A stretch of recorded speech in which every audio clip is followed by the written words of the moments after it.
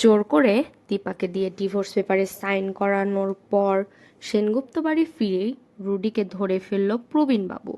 নিজেই ছিঁড়ে ফেললেন ডিভোর্স পেপার। হ্যাঁ বন্ধুরা, আমরা এমনটাই দেখতে পাবো অনুরাগের ছোঁয়া ধারাবাহিকের আগামী পর্বগুলোতে।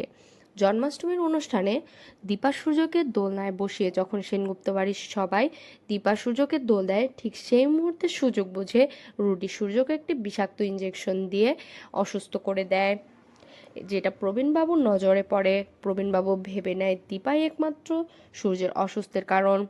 যখন দীপা হাজির হচ্ছে তখনই সূর্য অসুস্থ হয়ে যাচ্ছে। তার মানে দীপাই আমার ছেলের ক্ষতির কারণ। না, কিছুতেই আমি সূর্যের জীবনে আর দীপাকে থাকতে দিব না। আমার ছেলেকে নতুন করে বিয়ে দিব চারুর সাথে।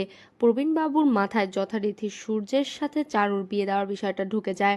আর তার জন্যই যখন দীপাকে বাড়ি থেকে তাড়িয়ে দেওয়া হয় এবং দীপা নিজের বাড়ি থাকে, তখন প্রবীণবাবু ডিভোর্স পেপার নিয়ে দীপার কাছে যায়, গিয়ে অনুরোধ করে সূর্য জীবন থেকে সরে যাওয়ার, সূর্য ডিভোর্স পেপারে সাইন করে দেওয়ার।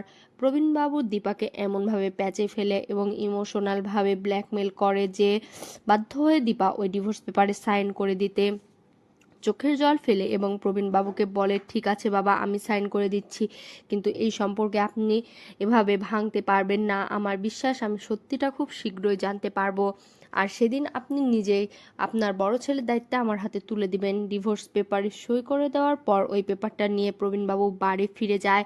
প্রবীণবাবু নিজেও কষ্ট পায়, কারণ প্রবীণবাবু দীপাকে খুব পছন্দ করে, ভালোবাসে, কিন্তু প্রবীণবাবু কিছুতেই সূর্যের আশেপাশে দীপাকে আর দেখতে চায় না, কারণ প্রবীণবাবু ধরে নিয়েছে যে একমাত্র দীপাই সূর্যের অসুস্থের কারণ, সূর্য খারাপ থাকার কারণ, তার পরিবারেই বিশৃঙ্খলার কারণ আসলে দীপা। এসব ভেবেই প্রবীণবাবু ওই ডিভোর্স পেপারটা নিয়ে খুব আপসেট হয়ে নিজে ঘরে ঢুকে যায়।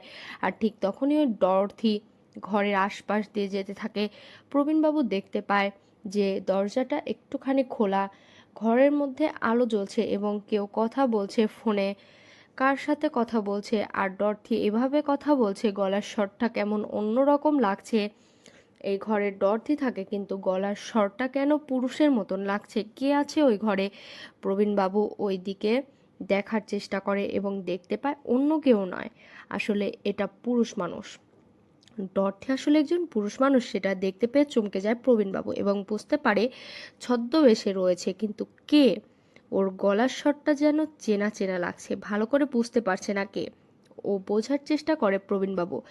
কিছুক্ষণ পরে যখন মম মম বলে কুন্তলার সাথে কথা বলতে থাকে রুডি, তখনই রুডিকে চিনতে পারে প্রবীণবাবু এবং চমকে যায় রুডিকে দেখে। প্রবীণবাবু বুঝে যায় এই ডরথি আসলে রুডি, তার বড় বৌমাই ঠিক বলেছে, আর এই রুডি সব কিছু করছে, তার পরিবারকে ধ্বংস করছে।